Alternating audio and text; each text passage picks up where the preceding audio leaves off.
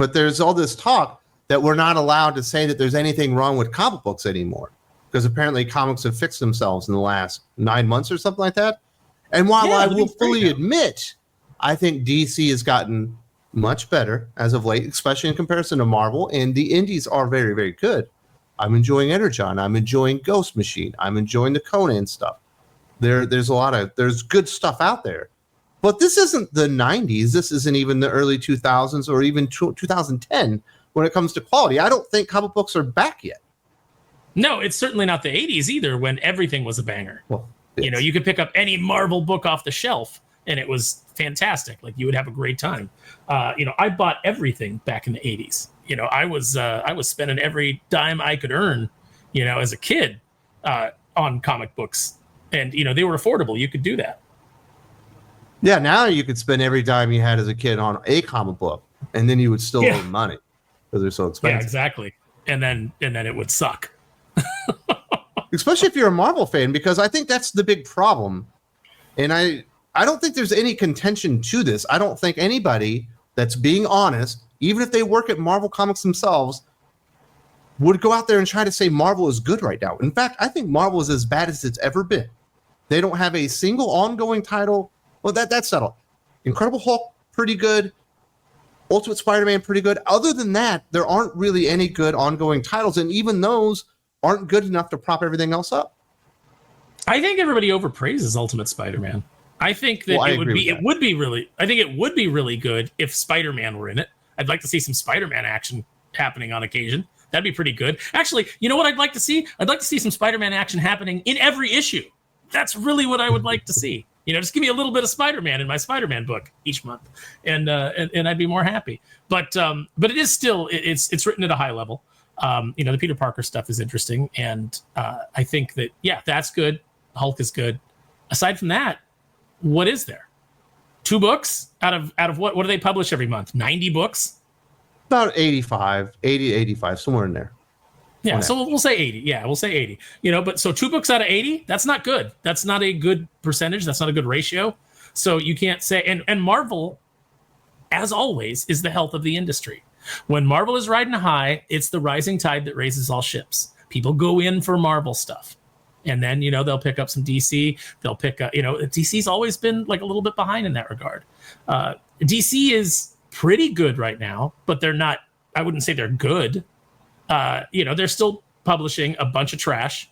You're still getting Fire and Ice. You're still getting Harley Quinn Fartaculars. You're still getting a bunch of really dumb stuff. You're getting that Secret Six book that nobody cares about. You're still getting a bunch of activism in your comic books instead of stories. So to say that, just because people are enjoying Absolute Batman, and I'm enjoying it on a very ironic level, the Absolute line's doing great. The Absolute line's doing fine. Like I praised Wonder Woman. I said it's their strongest concept, and it's probably the best thing I've ever seen Kelly Thompson do. Credit where it's due.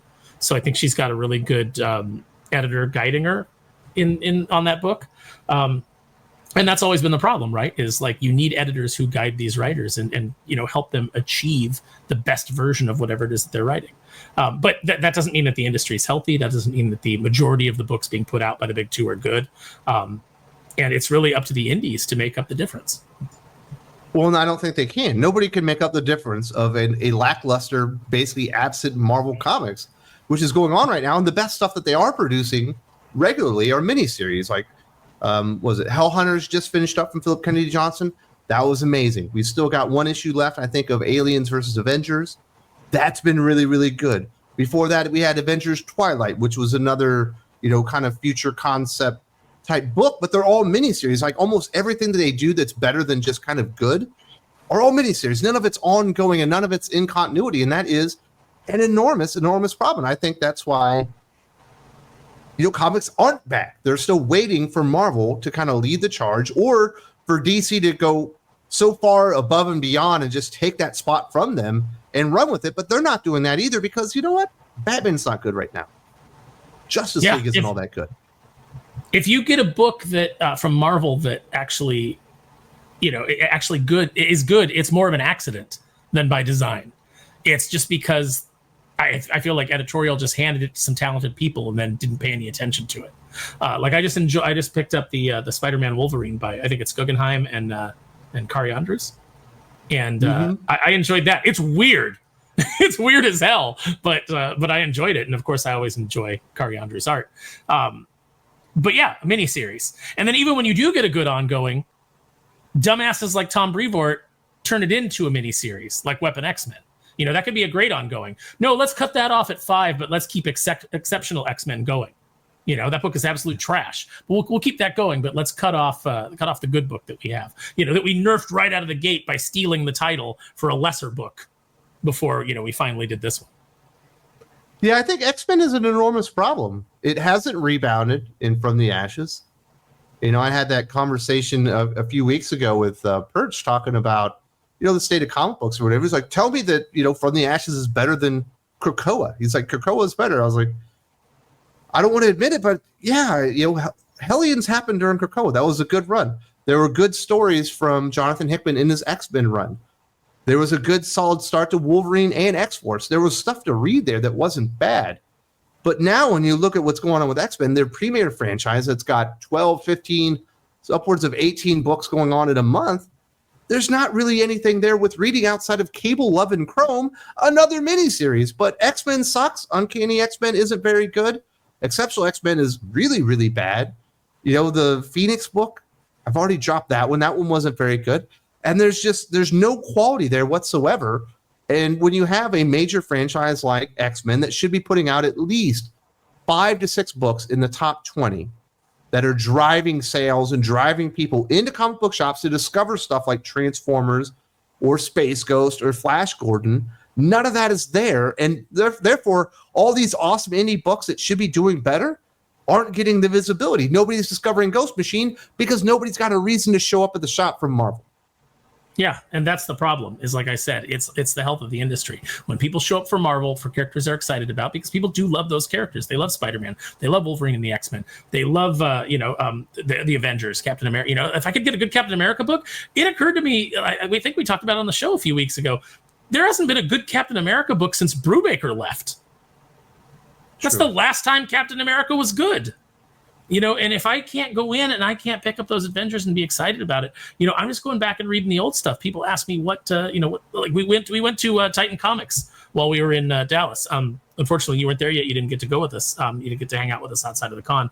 But Max, Josh, Drew, and I, we went down to Titan Comics, great comic book store in the Dallas area. And I just walked around and I was, you know, Max asked for like recommendations, and all I could recommend to him was old stuff. You know, it's like, hey, did you read Body Bags by Jason Pearson? Hey, did you read this run? You know, like, oh, here's Streets of Poison, you know, with Captain America, like all collected in one edition. You know, so he picked that stuff up, and he's gonna have a great time. And I'm so happy for him. I wish that everything that was great at Marvel wasn't stuff that I had read 20, 30 years ago.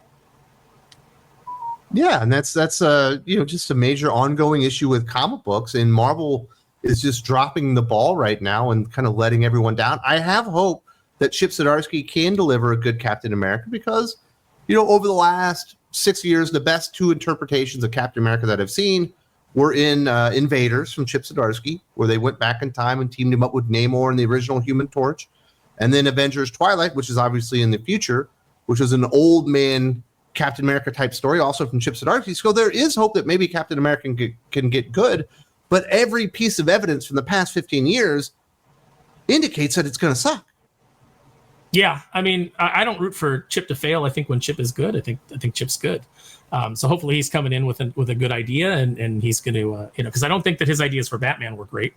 And I don't think any of those worked out, which kind of tarnished, a pretty good Daredevil run, pretty solid Daredevil run that he was coming off of.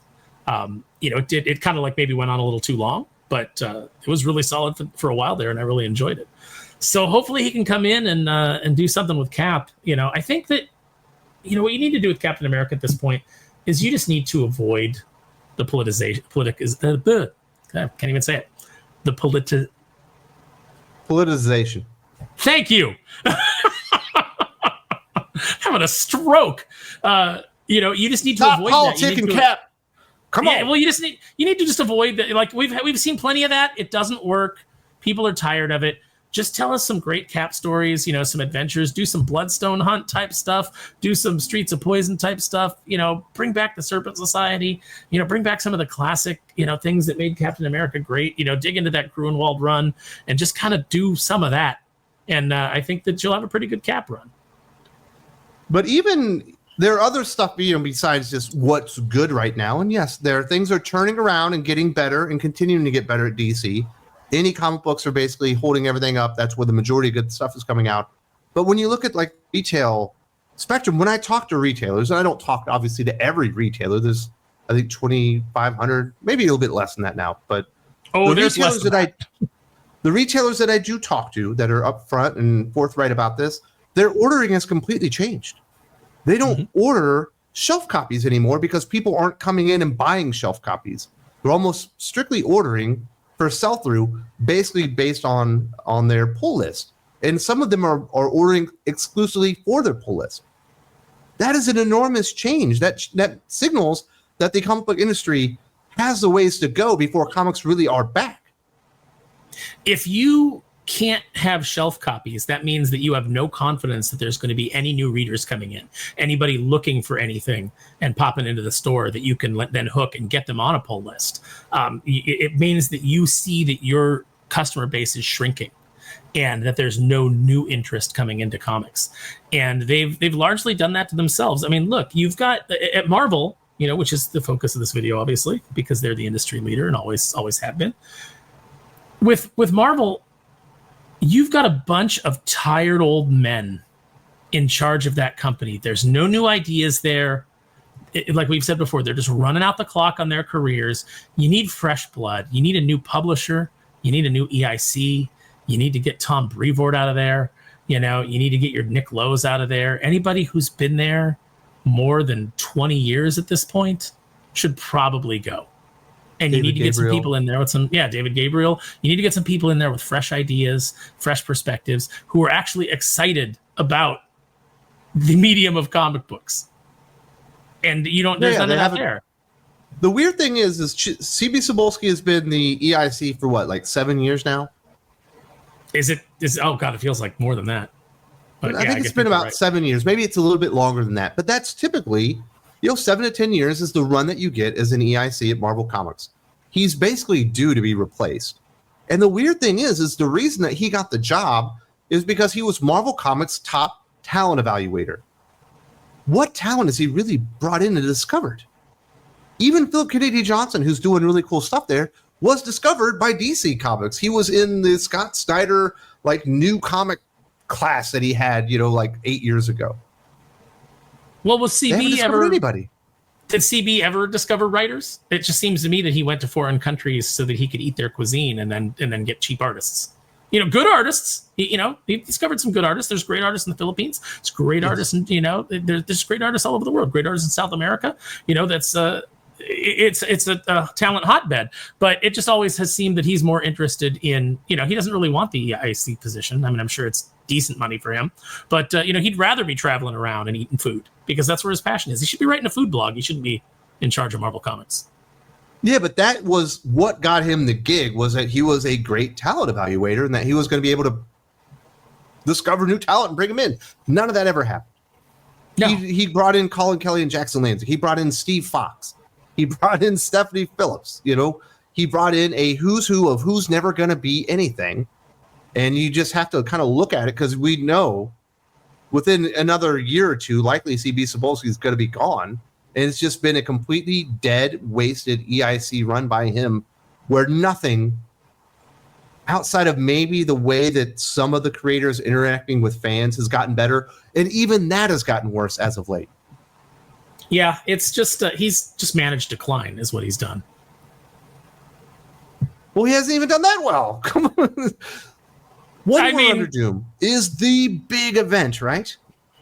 Dr. Doom takes over the Marvel Universe as the Sorcerer Supreme, the biggest threat potentially of the decade. Nobody's talking about it. It's been done before and it's been done better. Why would you hand an event to Ryan North? What has Ryan North proven? What has he done? His Fantastic Four run isn't terrible. It's pretty bad. Well, parts of it. There's some parts of it that are pretty fun, but but it's not going to ever stand out as a classic Fantastic Four run. It's mediocre.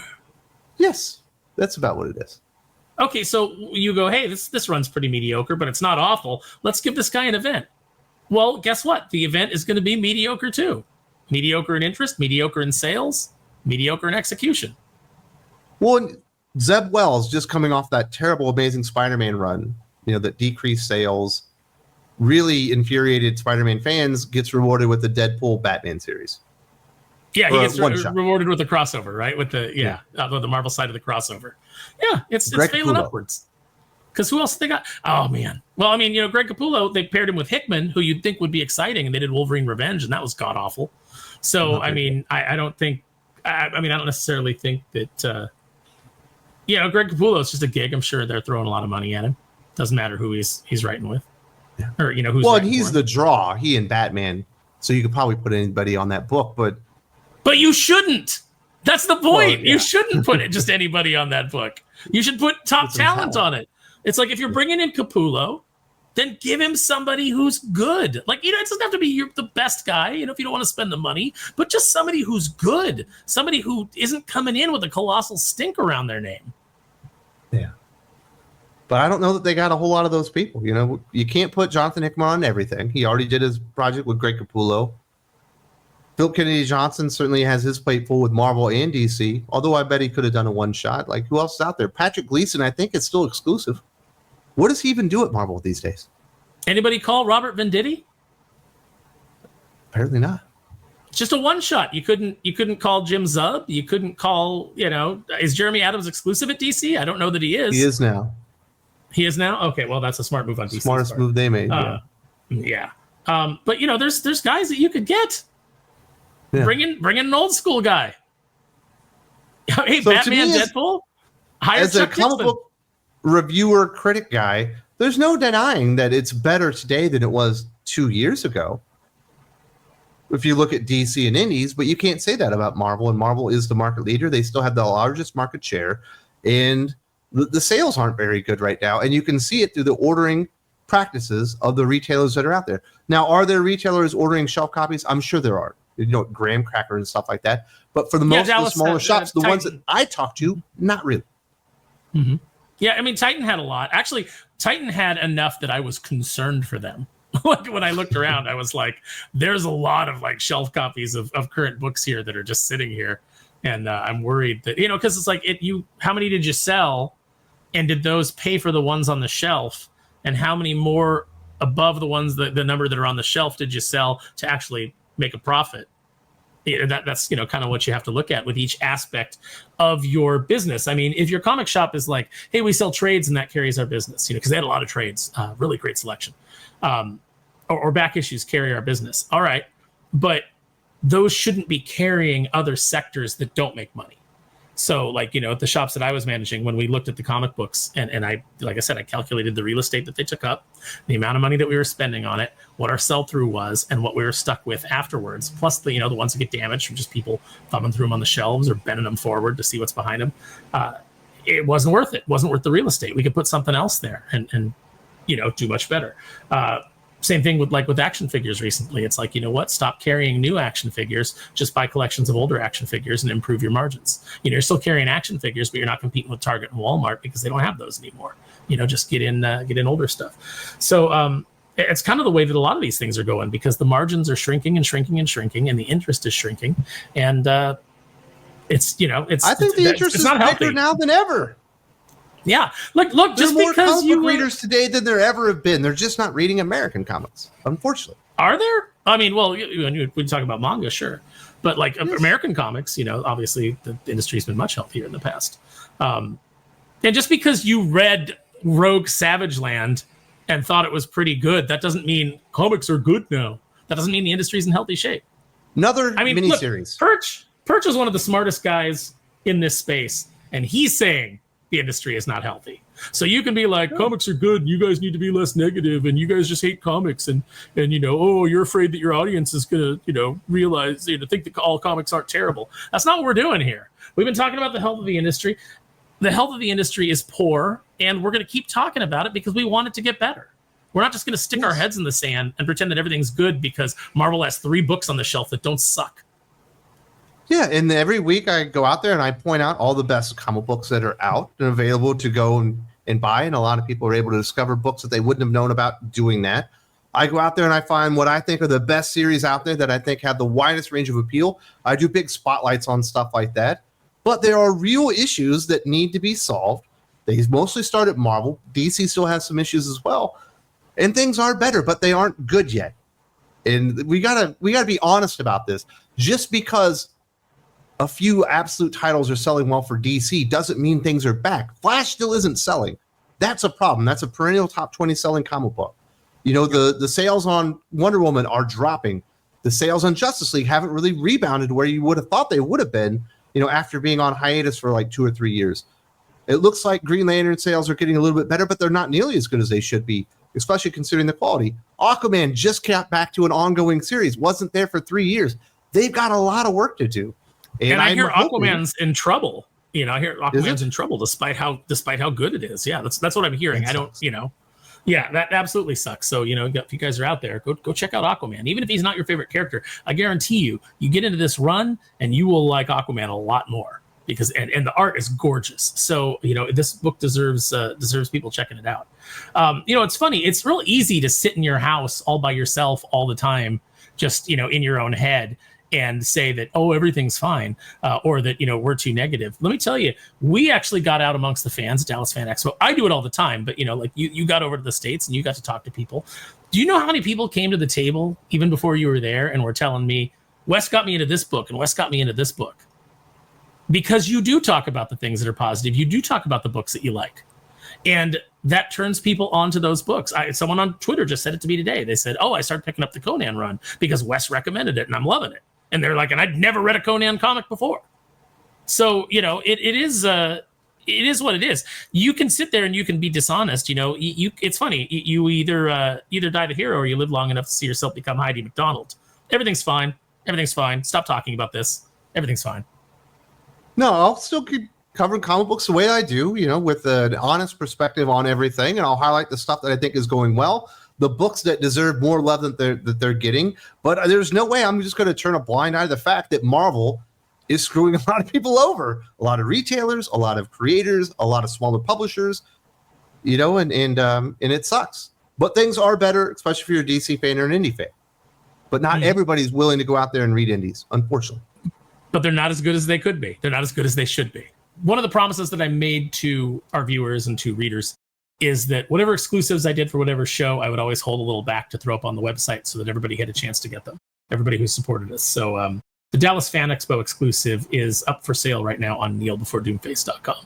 So you can go get the preview edition. It's got no lettering, just some of the beautiful art by Renzo and colors by Oscar so that you can enjoy it without the word balloons cluttering up all the work that they did. But yeah, go check it out. So this is only a part of the Geek Fix this week with our good friend Aaron Sparrow. We're going to talk a lot about Dallas Fan Expo, talk about all the stuff we put in there, as well as all the toy news that you can handle. If you would like to check out the entire Geek Fix, you do need to go to Think Critical Patreon. There's a link in the video description. Hope to see you there very, very soon.